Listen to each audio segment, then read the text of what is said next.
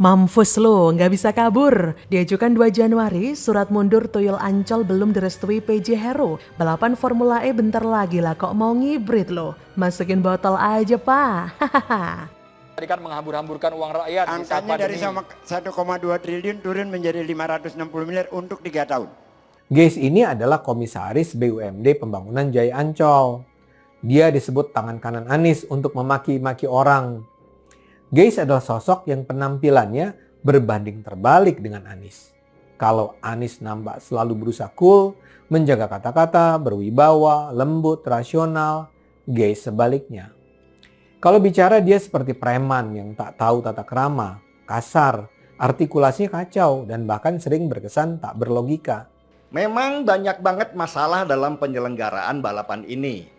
Mulai dari hitung-hitungan investasinya yang nggak jelas, kecurigaan adanya lebih bayar komitmen fee ke panitia penyelenggara, terus tempat penyelenggaraan sampai terburu-burunya pembuatan sirkuit balap yang bikin resah.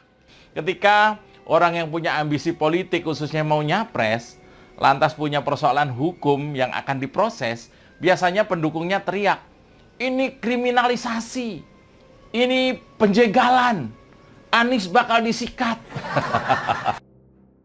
Badan Pembinaan Badan Usaha Milik Daerah BP BUMD angkat suara soal surat pengunduran diri yang dilayangkan Komisaris Ancol Geis Khalifa pada awal 2023 lalu. PLT Kepala BP BUMD Fitria Rahadiani mengatakan surat pengunduran diri salah satu loyalis Anies Baswedan ini akan dibahas terlebih dulu dalam rapat umum pemegang saham atau RUPS. Ia berkata, terkait pemberhentian atau pengangkatan Dewan Komisaris sesuai dengan aturan yang berlaku ya dan akan diputuskan dalam RUPS. Anak buah PJ Heru ini bilang RUPS tersebut baru akan digelar di tanggal 1 Februari 2023 mendatang. Dari undangan rapat yang diterima tribunjakarta.com, RUPS pada awal Februari mendatang itu akan membahas soal persetujuan atas perubahan susunan anggota Dewan Komisaris Perseroan. Setelah 3 bulan ditinggal Gubernur DKI Jakarta Anies Baswedan yang purna tugas 16 Oktober 2022, Komisaris Ancol Geis Khalifa akhirnya mengundurkan diri dari jabatannya. Ia menyebut surat pengunduran dirinya itu sudah diserahkan kepada PJ Gubernur DKI Jakarta pada awal 2023 lalu. Walau demikian ia mengaku hingga saat ini belum ada balasan yang diberikan PJ Heru terkait pengunduran dirinya itu. Dan hingga saat ini Geis masih berstatus sebagai Komisaris Ancol. Apakah ini cara si Tuyul mau kabur dari gelaran Formula E yang dulu dibangga-banggakannya? Karena sudah terlanjur diproses KPK, membuat banyak kontroversi di gelaran Formula E. Lalu dia mau kabur gitu aja? Nggak mau tanggung jawab? Enak aja loh. Nggak semudah itu Ferguson. Konon kabarnya sejak 2 Januari dia sudah mengajukan untuk mundur dari Komisaris Ancol. Tapi kok PJ Heru belum menyetujui? Pastilah. Tapi kok PJ Heru belum menyetujui? Apa mungkin ini cara PJ Heru menangkap si Tuyul Ancol agar nggak kabur? Masukin ke botol gelaran penuh jebakan yang namanya Formula E. Enak aja mau kabur. Utang Jakprono masih miliaran ke Ancol. Saya melihat bagaimana orang ini yaitu Geis Khalifa benar-benar menjadi congornya Anies ya. Ya kerap berkata-kata kasar di Twitter, tapi ketika dibalas kok kerjaannya cuma ngeles dan kabur. Emang tipikal dari para pendukung Anies, memang pendukung Anies gak ada otak. Gak heran Geis ini menjadi kaki tangannya Anies karena memang pola pikirnya sama dengan junjungannya. Membuat banyak masalah di DKI Jakarta, tapi ketika dimintai pertanggungjawaban, dia malah kabur dengan meninggalkan beribu banyak alasan. Ya kira-kira beginilah tipe orang yang memang diberikan jabatan dan dikasih gaji yang gede banget meskipun dia jarang memakai otaknya untuk berpikir secara logis. Sampai kapan Jakarta diacak-acak oleh orang macam pendukung Anies ini? Mau jadi apa negara ini kalau memang orang ini pada akhirnya bisa jadi pemimpin? Sudah benar jika dia mengundurkan diri dari Komisaris Ancol. Tapi saya pesan ya, jangan sampai dia keluar sebelum gelaran Formula E digelar. Karena tentu saja hal itu akan mempermalukannya. Karena dijamin sepi sih ya. Karena memang pola pikirnya sama dengan junjungannya. Licik dan culas juga gak mau bertanggung jawab atas masalah yang ia buat. Kalau kita ingat-ingat kata-kata dari Om Prabowo yang mengambil pepatah Cina, jadi pemimpin hal yang sangat penting. Karena menurut Prabowo yang ambil dari pepatah Cina itu, ikan itu busuk dari kepalanya. Jadi kalau kita lihat Ancol itu amburadul, maka itu yang mimpin adalah orang-orang licik macam Tuyul Ancol. Dan liciknya Tuyul Ancol itu karena junjungannya yang dibangga-banggakannya adalah si Anies Baswedan, yang merupakan sosok yang menghalalkan segala cara demi meraih kekuasaan, meskipun itu harus menggunakan politik identitas. Jadi bagaimana menurut Anda?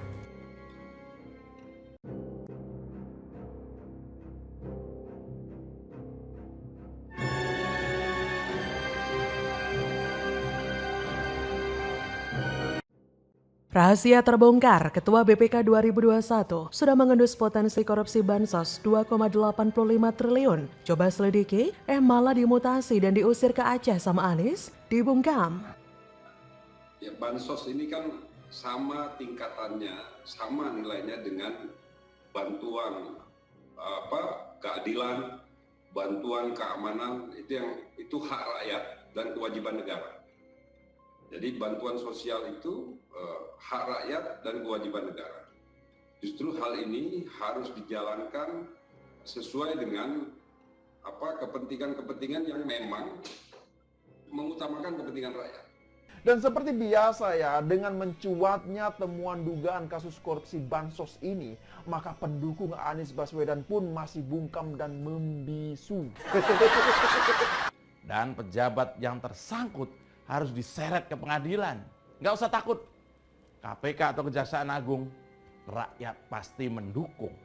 Meskipun misalnya calon tersangkanya sampai udah mau nyapres segala. Dugaan korupsi Bansos era pemerintahan Anies masih menjadi perbincangan hangat publik Indonesia. Hal mencengangkan yang terjadi pada 2020 tersebut dibeberkan langsung oleh seorang pegiat media sosial bernama Rudy Falengka melalui akun Twitter pribadinya @kurawa 9 Januari 2023. Ditaksir kerugian negara mencapai 2,85 triliun. Akun itu juga menyebutkan bahwa terdapat sebanyak 1.000 temuan ton beras dengan bentuk paket 5 kg di tempat penyimpanan tersebut. Ia menyebut bahwa kondisi beras di tempat itu sudah rusak dan membusuk. Dalam salah satu tweetnya, Rudy Falengka juga menyebut bahwa kasus korupsi itu sudah mau diselidiki oleh Badan Pengawas Keuangan atau BPK. Namun, Kepala BPK DKI saat itu yang mau menyelidiki kasus korupsi itu malah dimutasi ke Aceh. Seperti dilansir dari laman Tempo, Kepala Perwakilan BPK DKI yang sebelumnya dijabat Pemut Aryo Wibowo digantikan oleh Dede Soekarjo. Dede sebelumnya menjabat sebagai Kepala Auditoriat VA BPK, sementara Pemut Aryo menduduki posisi Kepala Perwakilan BPK DKI sejak Februari 2020. Dan Pemut pun dipindah tugaskan menjadi Kepala BPK Perwakilan Aceh. Keduanya dilantik pada Selasa 14 September 2021. Menurut Barulah, posisi Kepala Perwakilan BPK di Jakarta ataupun Aceh sama-sama kelas A. Saat Pemut menjabat, BPK DKI menyoroti sejumlah laporan keuangan DKI Jakarta pada 2019 dan 2020. Salah satu yang ramai di publik adalah soal laporan keuangan DKI 2019 atas anggaran Formula E. BPK DKI menyoroti studi kelayakan atau feasibility study PT Jakpro soal komposisi keuntungan penyelenggaraan Formula E di ibu kota selama 2020-2024. BPK juga menilai negosiasi Jakpro soal status kerjasama dan pendanaan Formula E belum maksimal. Lalu, belum ada kejelasan mengenai pembagian pendanaan yang dapat membebani APBD DKI. BPK menyebut pendanaan dari pihak ketiga dapat menjadi alternatif. Hasil audit BPK DKI terhadap laporan keuangan 2020 juga menyoroti pemborosan pembelian rapid test dan masker N95 oleh Dinas Kesehatan Jakarta.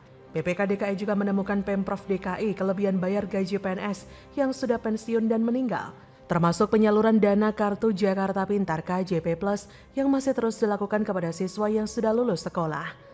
Tapi setelah diganti, BPK DKI malah diam membisu dan tidak ada kelanjutan penyelidikan kepada Pemprov DKI Jakarta yang pada saat itu dipimpin oleh Anies. Malahan BPK memberikan predikat wajar tanpa pengecualian atau WTP kepada pemerintahan Anies. Gila bukan? Ini membuktikan jika era Anies memang banyak terjadi korupsi dan kelebihan bayar, tapi menjadi tak terlihat setelah Kepala BPK DKI kala itu diganti. Jika memimpin di tingkat provinsi saja begitu banyak melahirkan masalah, bagaimana jika teritorialnya sebesar Indonesia bisa hancur negara? Jika kita kembali membaca fakta dari BPK di atas, sudah jelas ada potensi kerugian, khususnya kasus kelebihan bayar atau overpay dan korupsi DKI Jakarta yang menandakan tata kelola keuangan pada era Anies begitu sangat buruk. Maka dari itu KPK dan PJRU harus segera menyisir kejanggalan-kejanggalan ini karena bisa jadi ada keterlibatan dari sosok Anies dalam kasus tersebut. Bagaimana menurut Anda?